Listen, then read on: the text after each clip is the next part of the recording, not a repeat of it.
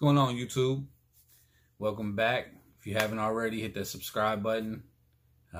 Hopefully we'll get into something that you like tonight. It's new comic book day, September 25th, 2019. Just want to show you guys some of my pickups from my primary or my main pull box.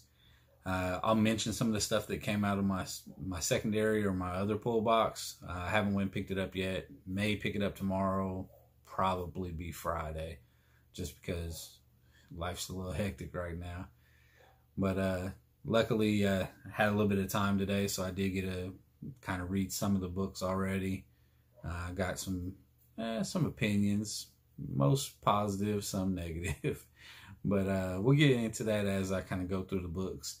We got a nice little stack tonight. Try to make this video kind of short, just because, I mean, it is what it is.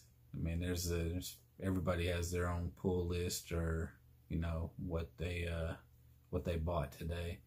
So I'm not trying to drag that type of video out for you. But without further ado, I'm gonna swap the camera around and we'll go through the books. Okay. The first book this evening is ASM, or Amazing Spider-Man number 30. That was the main cover. They did have the wraparound cover this week, which is the Goblin, Green Goblin, Hobgoblin, whatever. And then they also had a Codex variant. I thought that one was pretty sweet. See if I can get a little bit closer. I don't like that angle. Pardon me, guys. Try to bring it up just a hair.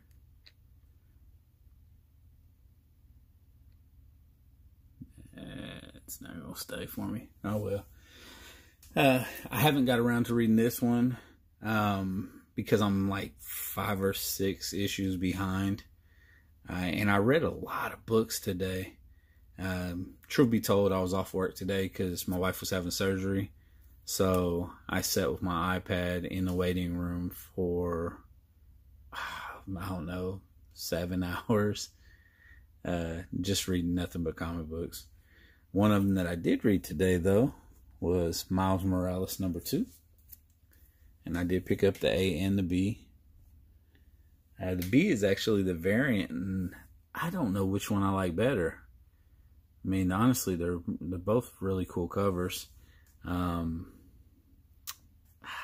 don't know if you guys have been following this story at all. Even if you've been kind of paying attention through Absolute Carnage, you may already know that Absolute Carnage was going to take over Miles Morales. I mean, it was inevitable.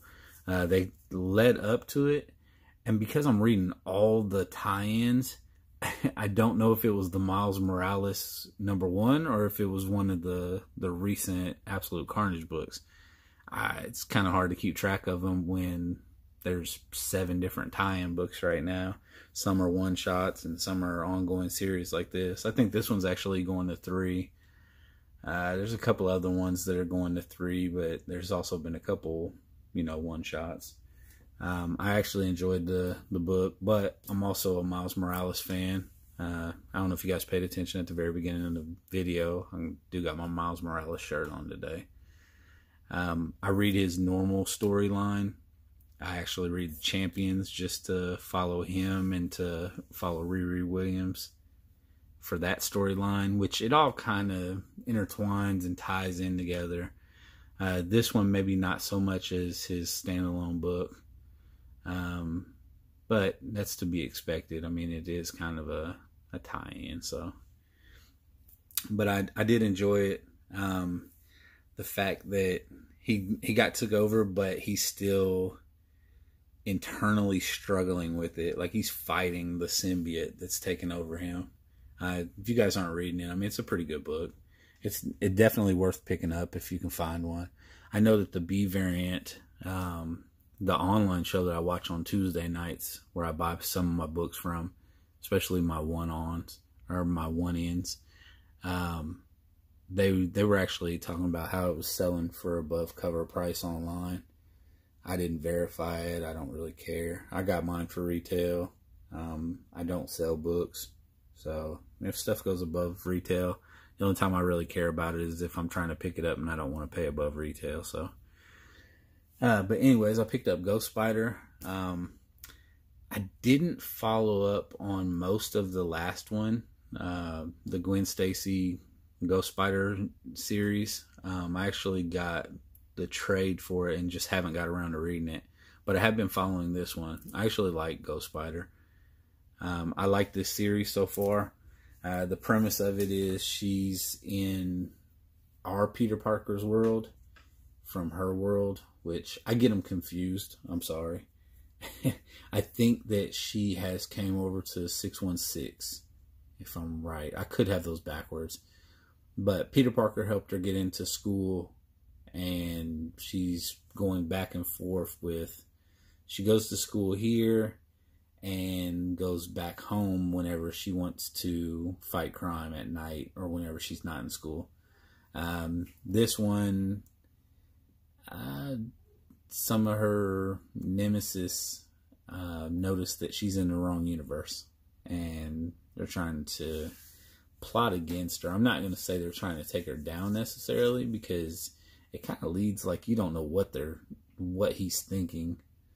But needless to say, probably going to be something where it's going to be a villain where she's going to end up having to fight him off. Picked up Mortal Hulk Director's Cut #4. I've really been enjoying these. I was one of the guys that was late to the party. I've picked up a couple Mortal Hulk issues just because I've enjoyed the cover art, but I haven't picked them up in sequence to try to collect the whole series. Like I said, I was late to the party. I think when I first realized that it was a hot book, or people were talking about it, or whatever the buzz was, it was already on like issue 9. So I wasn't going back. I mean, I might pick it up in trade, but with these director's cuts coming out until 6, I mean, I can pick up on the storyline fairly well.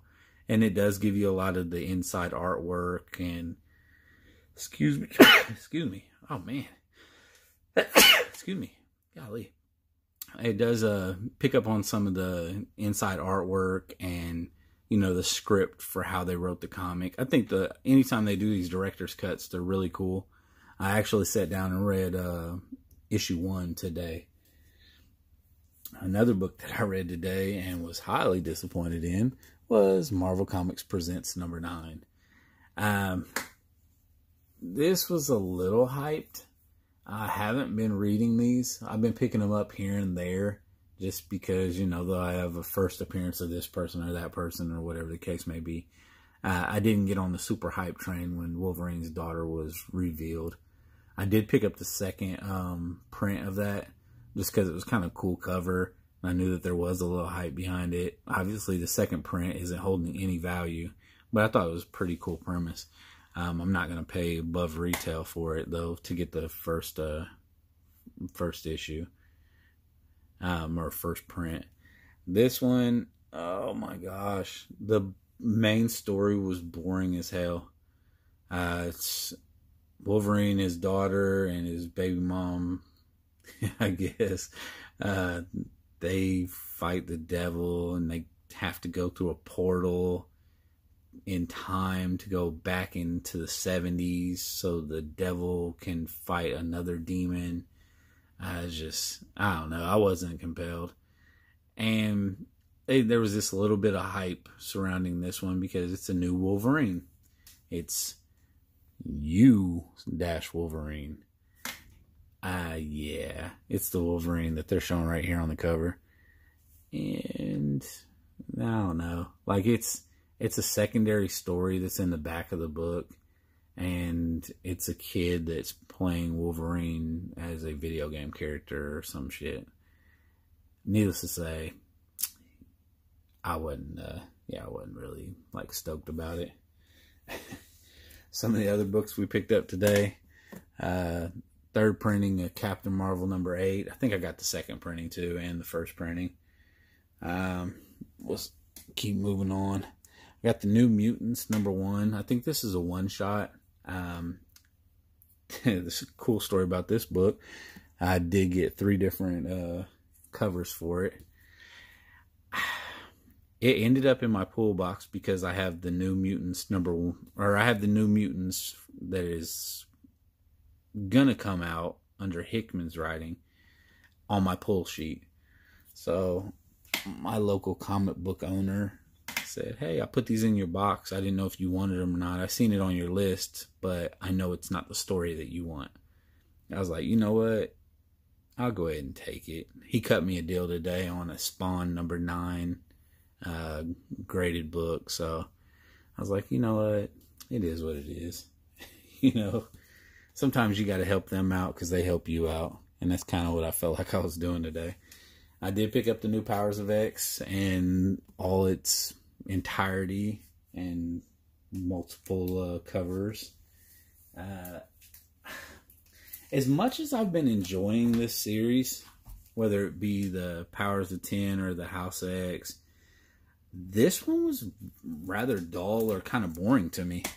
I picked up I picked up the, what is that, action figure variant. This was the new character variant. And I think this one was the Decades variant. I really like that Decades cover.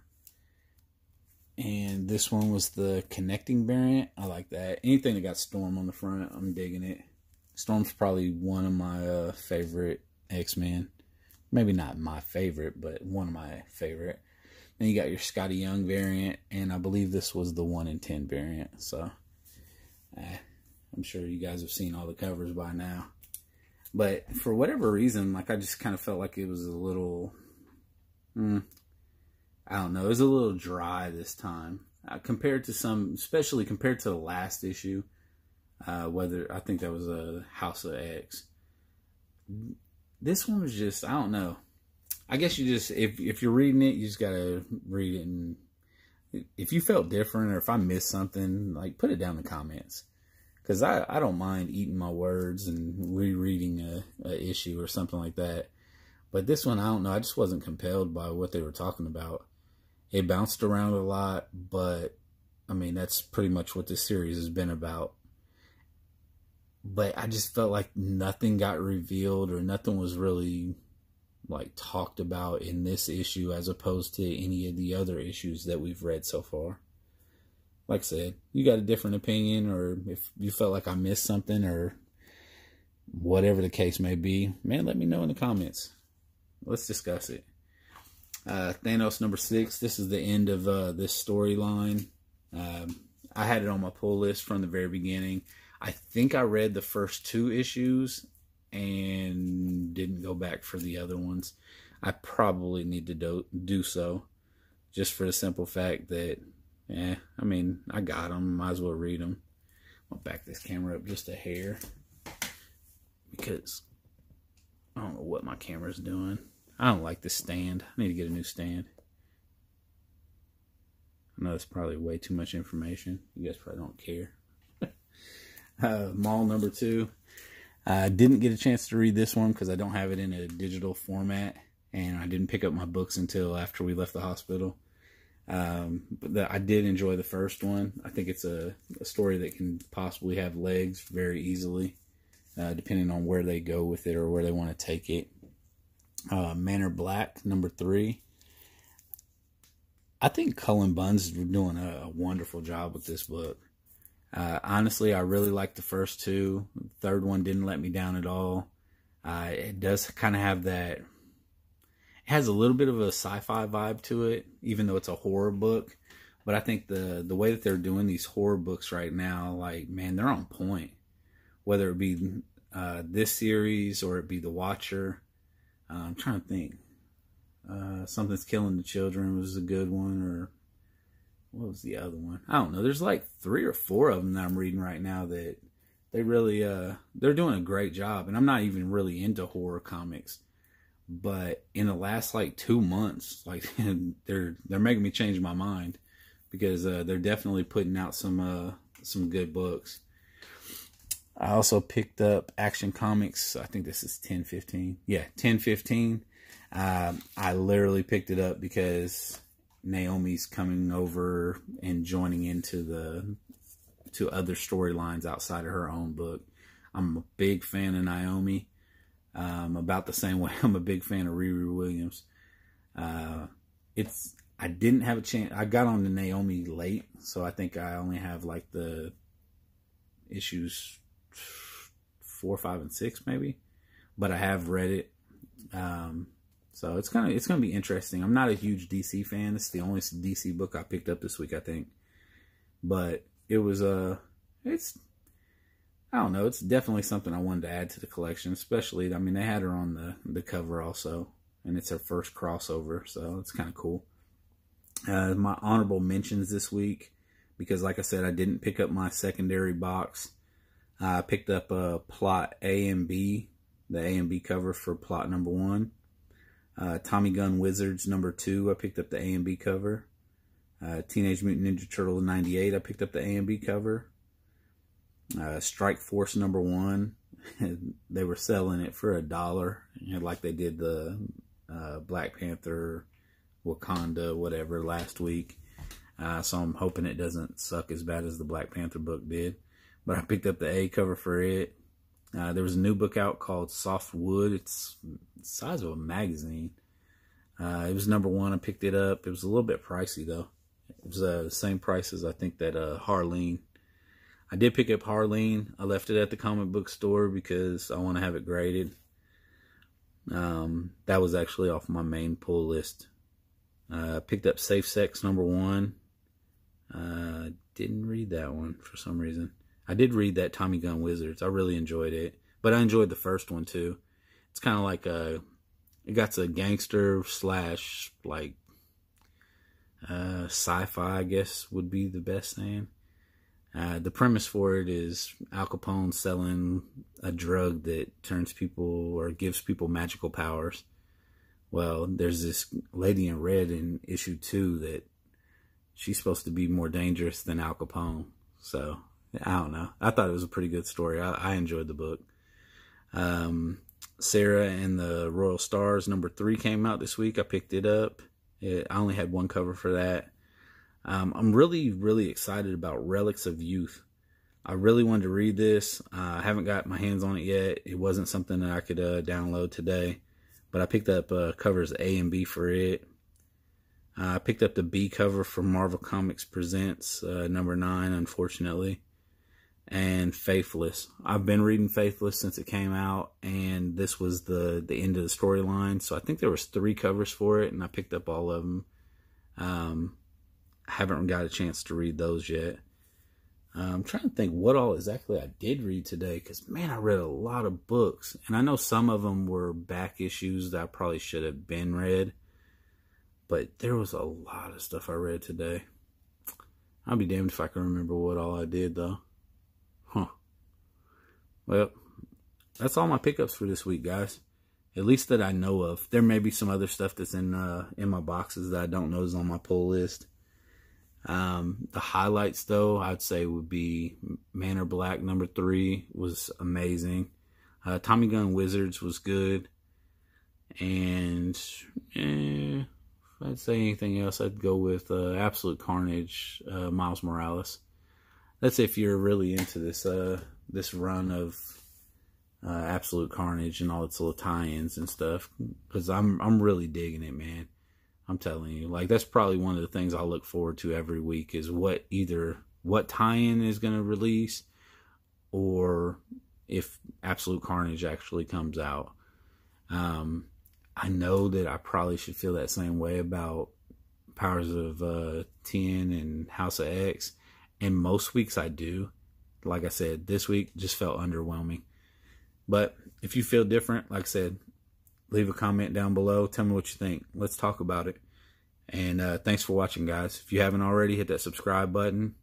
Yeah, if you don't, I don't know. If you liked the video, like it, man. If you didn't like it, that's fine too. Hey, either way, man, I'm going to keep putting out content, and hopefully you guys are enjoying it. If somebody else, you feel like somebody else would enjoy this video, man, share it. Let's get these subs up. Thanks for watching.